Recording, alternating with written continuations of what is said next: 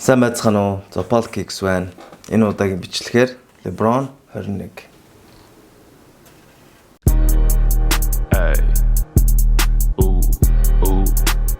За пүүзний загварын хувьд ярилцах уу? За загварын хувьд бол нэлээд царайлаг пүүз болсон. LeBron 20-оос арай илүү гой царайлаг болж өгсөн.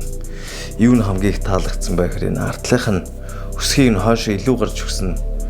Энэ пүүзийг арай жоох юм unique, арай жоохон бусдаас арай ондоо харагдах үнцэг гаргаж өгсөн болов. За ерөнхийдөө бол дээрээс нь харахад ч гэсэн LeBron 20-говд бол арай шүүгэр, тэгтээ үлмийн хэсгээр арай өргөн хийгдсэн байлээ. За бусдаараа бол ерөнхийдөө адилхан бас 20 шигэ low хийсэн байгаа, шагаан доогор гэсэн үг. За миний энэ авсан пүүз юу өнгө болгоно ондоо материалтай байх шиг үлээ. Тэгээд миний авсан энэ пүүзний материал нь бол илэг байгаа. Гэхдээ энэ бол жинхэнэ илэг биш. Одоо синтетик илэг, жоохон химэл илэг л гэж хэлж болно л да. Гэхдээ яг тийм уухай бол байгаагүй. Ерөнхийдөө бол гоё халтар болдог материал. Амьсгалахын үед бол тунд ажгүй амьсгалж байна. За пүүз нь өөрөө бас энэ урдуураа нэлээд хэдэн одоо нүхтэй хилэн өөрөө амьсгалах чадвартай болохоор хөл бол нэг хал узаагүй. За ерөнхийдөө пүүзний ихэнх хувь нь бол материал илгээр бүрсэн. Дотроо болохоор яг нэхмэл материал. Дээрээс нь энэ удаагийн загвартаа ийм нарийн кабелууд оруулж өгсөн байгаа. Одоо өөрөөсөө кабел гэж л одоо монголоор кабел гэх багтаа. Ийм жоохон зузаан уяанууд гэсэн үг. Тэрийг одоо доороос нь дээр хүртэл ингээд татаад одоо наацсан. Тэр нь ямар учиртай хийсэн гэхээр одоо пүүзигээ илүү бийжүүлж өгсөн. Бийжүүлэхээс гадна бас загварын хувьд ондоо болсон байлаа. Яагаад тэгэхээр LeBron энэ пүүзнийхаа загварыг гаргахтаа одоо бараг охиндоо зориулсан гэх юм уу та. Тэгээ охин Zuri гэдэг нэг охин байдаг.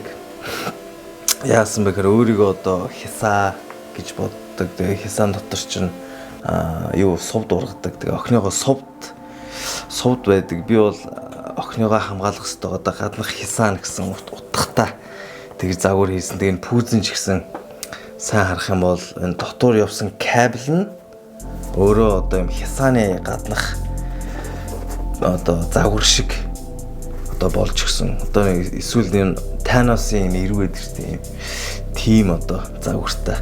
За энэ пүүзнийхаа зууралтын тухай ярилцъя. За миний хувьд нь зууралт нь бол яг боломжийн байлаа. Шин дээр бол нэлээд альтэрсэн. За нэлээд олон удаа өмсчээж ер нь зөөлрөдөг пүүз байлаа.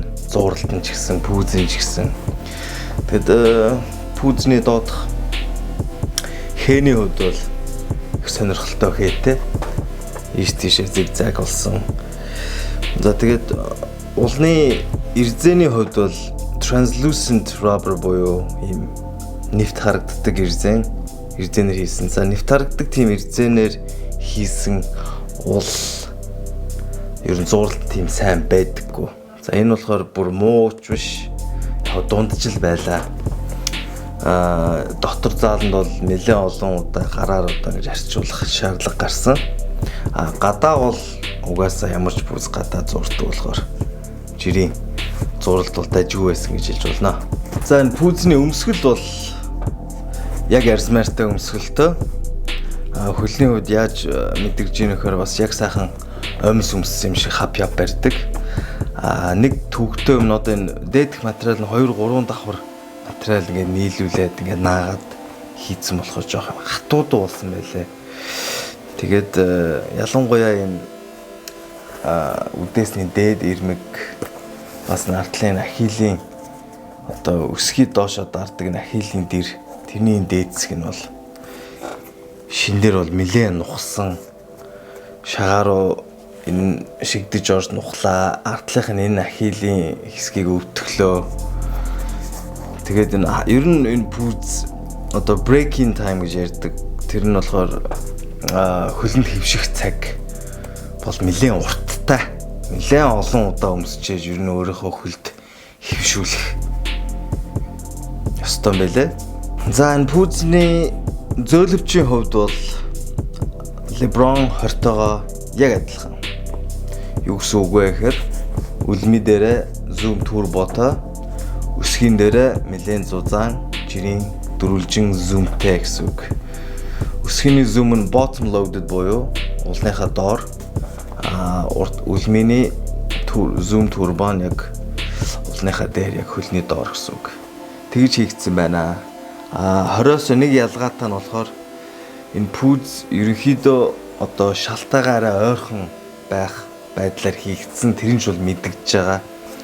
LeBron 20 бол ер нь нэлээд юм шалнаас өндөрдөө мэдрэмж авч байсан бол энэ бол арай илүү одоо холбогч ч юм уу хамаалагч тоглогчд илүү тохируулж хийсэн болж таарсан. За хөлөнд яаж мэдрэгдэж байна вэ гэхээр сайхан мэдрэгдэж байна, зөөлхөн байна. За бүр зөв зөөлхөн ингээд хөвөлзөөд байгаа юм бол байхгүй. Тэгтээ бол ямар ч үсэн нэлээд сайн зөөлөвчтэй боловсон. Яг тэгэхээр гаднах бас давхар энэ одоо foam бамбалзуур нь Cushlon бас хийсэн байгаа. Cushlon жирийн EVA-год бол бас зөөлхөн байдаг.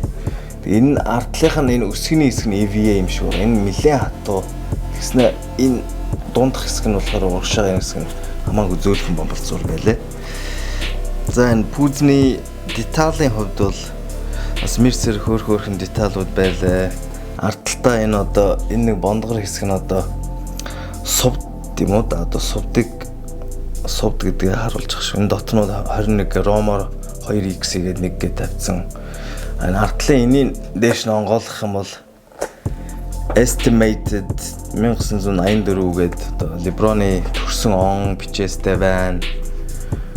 Номны хамгаалтны хэсэг хатуу хэсэг дээрээ бас LeBron-ы тэтэмний лого байна. За тэгээд ерөнхийдөө бол их чамин хийх гэж хичээсэн пүүзэн одоо энэ дээдлийн хамгийн сүүлийн 2 хийдэг үдээсний оруулга бол одоо төмөрөн бүрхүүлтэй байх жишээний зүгээр энэ Nike-гийн логог бол ихэнх пүүзэн дээр ингээд наацсан байдаг. Энэ дээр бол гаднах хэсгийг ингэж төвөөлгөж өгөө, доогуур нь нарийн ойдол оруулаад дотор хэсэг нь бүр дотор гадаргүй ингээд ойдлоо ингэж хэрж хийсэн хэрнэ гэдэг үлээ. Тэгж хийсэн байна. Ер нь бол айгүй тийм премиум маш тийм тансаг мэдрэмж төрүүлэхээр л хийх гэж хичээсэн одоо загвар байна да. За энэ пүүз ямар тоглолттой ямар шүү хүмүүст одоо тохирох пүүз вэ гэвэл миний бодлоор бол LeBron шиг л хүмүүст л тохирох юм шиг байна.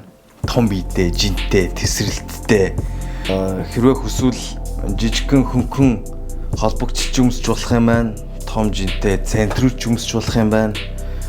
Гэхдээ миний бодлоор бол ер нь жоохон жин ихтэй хүмүүс өмсвөл энэ пүүзний ид шидийг илүү сайн үзэх юм болов уу гэж бодлоо. Яг дээд материал нэг зузаан одоо хөлд хөвших цаг нь жоохон удаан байдаг болохоор жоохон жинтэй хүмүүс энийг жоохон нухаж хагаад сайхан хөлдөө хөвшүүлж авах юм шиг санагдлаа. Холбогч жижигхэн тоглогчд бол энэ пүүз яг болохгүй юм байхгүй. Жоохон хүнддэж магадгүй. Тэгэхээр би ер нь том хүмүүст л том жинтэй хүмүүст л энэ пүүз их тохирох юм болов уу гэж бодлоо. Би болохоор яг өөрөө дундуур нь орчиж байгаа. Би өөрийнхөө өндөртөө бол би жинтэй. Жинтэй өндөр бүдүүн хүмүүсийн хажууд бол би хөнгөн.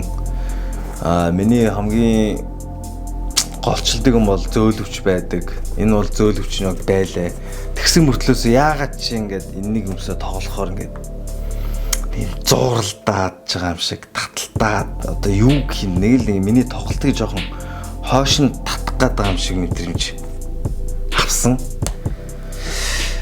Тийм болохоор жоохон том биетэй хүмүүст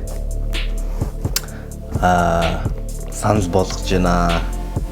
За ингээд бичлэгээ үзсэн та бүхэнд маш их баярлалаа.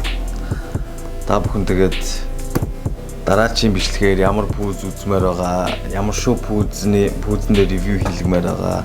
Тэрийнхээ саналыг доор комент хэсэгт бичээд энэ видеого таалагдсан бол цааш нь хэрэгтэй хүмүүст нь шеэр хийгээд өгөөрэй. За тэгээд дараачийн бичлэгээр уулзлаа. Түр баяртай.